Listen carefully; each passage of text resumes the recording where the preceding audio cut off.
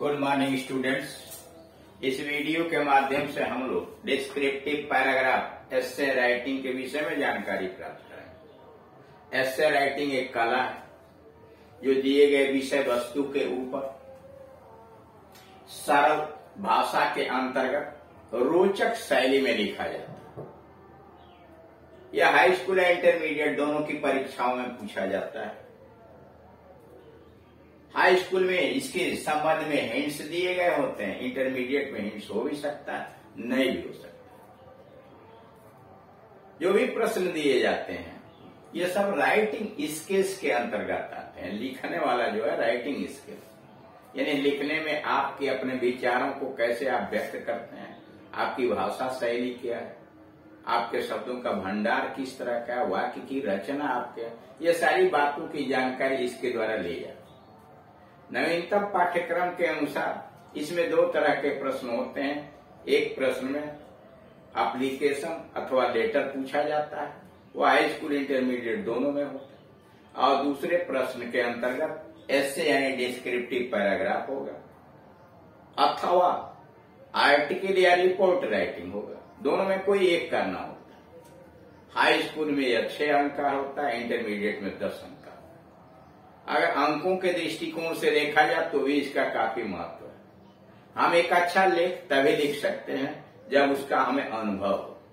विभिन्न विषयों पर दिए गए लेख को हम पढ़ें, उनके वीडियोस को देखें, किस प्रकार से क्रमबद्ध तरीके से उनको लिखा गया है, और हम खुद उस विषय वस्तु पर लिखने का प्रयास करें। जब हम खुद उस विषय वस्तु पर लिखेंगे तो उससे संबंधित क्या कठिनाइयां हैं, क्या हमें और करना चाहिए, अपने आप धीरे धीरे समझ में आ जाएगा।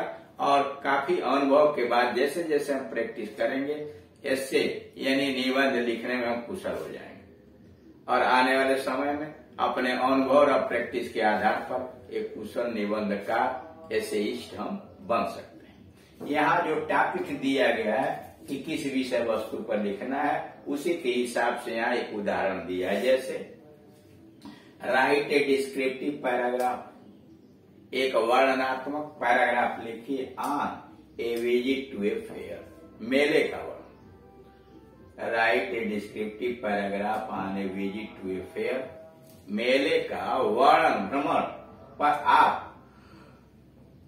एक निबंध लिखिए on the basis of the given clues. नीचे जो संकेत दिए गए हैं उन संकेतों के आधार पर एक निबंध लिखिए। हेडिंग है टाइम एंड प्लेस, समय क्या था और स्थान कहा था मेले का। अरेंजमेंट क्या था, मेले में क्या क्या व्यवस्थाएं थी। शॉप्स, दुकानों का वर्णन कीजिए। सीन ऑफ घाट्स, और घाटों का दृश्य क्या था उनका वर्णन कीजिए। टाइम एंड प्लेस, समय और स्थान। लास्ट ईयर, पिछले वर्ष, in the month of Kartik, यह टाइम हो गया। पिछले महीने, पिछले वर्ष कार्तिक महीने में, लास्ट ईयर पिछले वर्ष। In the month of Kartik, Kartik महीने के अंतर्गत।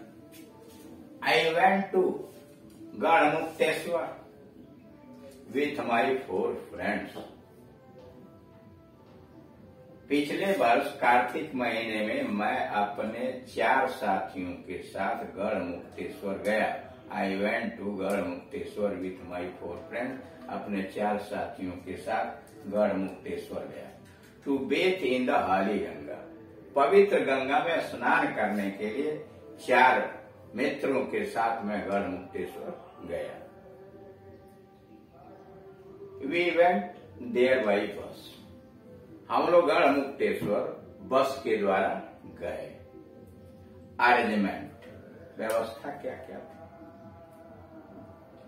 First of all we made arrangement for lodging, सबसे पहले वहां पहुंचने पर first of all we made arrangement for lodging, सबसे पहले पहुंचने पर हम लोगों ने वहां ठहरने की व्यवस्था की।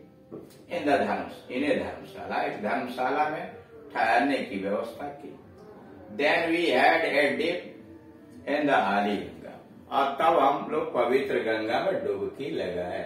Then we had a dip in the holy Ganga, और तब पवित्र गंगा में हम लोगों ने डुबकी लगाई। वी टूक आवर फूड, हमने अपना भोजन किया। एंड आफ्टर 40 विंग्स, और थोड़ी नींद के बाद वी टूक आवर फूड, हम भोजन किए। एंड आफ्टर 40 विंग मतलब 40 बार पलक झपकाने का होता, हल्की सी नींद लेने के बाद वी वेंट टू मार्केट, हम बाजार में चले गए। There was a good arrangement of police, market में बाजार में बहुत अच्छी व्यवस्था थी। There was a good arrangement of police, मेले के अंतर्गत यानी बाजार में बहुत अच्छी व्यवस्था बनाई गई थी। आप पुलिस सेवा समिति की व्यवस्था, सेवा समिति की तरफ से, पुलिस की तरफ से मेले में बहुत अच्छा व्यवस्था था। एंड स्काउट्स, और स्काउट्स वालों की भी ड्यूटी लगी हुई थी।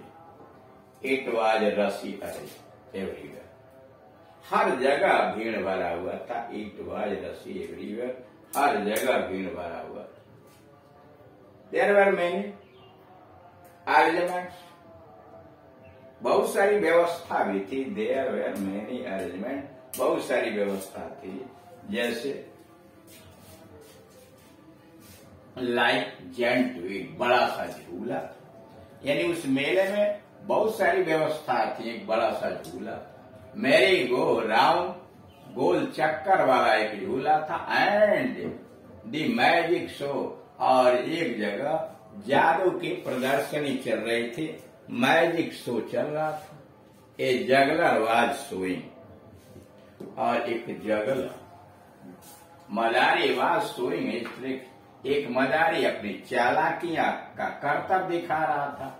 इन द कॉर्नर, यानी मेले के कोने में, बाजार के कोने में एक मदारी अपनी चालाकियों का करतब दिखा रहा था। There was a puppet show also, एक गुड़ियों का भी खेल चल रहा था। There was a puppet show also, गुड़ियों का खेल भी एक जगह चल रहा था। There was a great rush in the fair, मेले में बहुत भीड़ थी। There was a great rush in the fair, मेले में बहुत भीड़ थी। शॉप्स, दुकानें, दुकानें कौन कौन सी? There were many shops in the fair. There were many shops in the fair. मेले में विभिन्न प्रकार की दुकानें थी, बहुत सी दुकानें थी। The shops were well decorated. ये दुकानें अच्छी तरह से सुसज्जित की गई थी, सजाई गई थी। The shops were well decorated. ये दुकानें बहुत अच्छी तरह से सजाई गई थी। They were of different articles. वे विभिन्न वस्तुओं वाली दुकानें थी। They were of different articles. ये दुकानें विभिन्न वस्तुओं, विभिन्न सामग्रियों वाली थी। Everything of daily use was available. दैनिक प्रयोग की हर वस्तु, everything of daily use, दैनिक प्रयोग की हर वस्तु वाज अवेलेबल, वहां उपलब्ध थी। There were many refreshment stall, बहुत से रिफ्रेशमेंट स्टॉल्स भी लगे हुए थे। A photographer had his studio in a small stall, एक फोटोग्राफर वाला भी था जो एक छोटी सी दुकान के अंदर अपना स्टूडियो लगाया हुआ था। A photographer had his studio in a small stall. एक छोटी सी दुकान में फोटोग्राफर भी अपनी दुकान लगाए हुए था। People were buying different types of art. लोग खरीद रहे थे। People were buying different types of articles. लोग विभिन्न प्रकार की वस्तुएं खरीद रहे थे। Of their use, अपने प्रयोग के, यानी अपने अपने प्रयोग के लोग विभिन्न प्रकार की वस्तुएं खरीद रहे थे। आप देखिए, children we are taking much enjoy, बच्चे बहुत आनंद ले रहे थे। Children were taking much enjoy, बच्चे बहुत आनंद ले रहे थे। सीन एट घाट्स, घाटों का क्या दृश्य था? Scene at ghats. There was a great rush of people at all the ghats, सभी घाटों पर लोगों की बड़ी भारी भीड़ लगी हुई थी। There was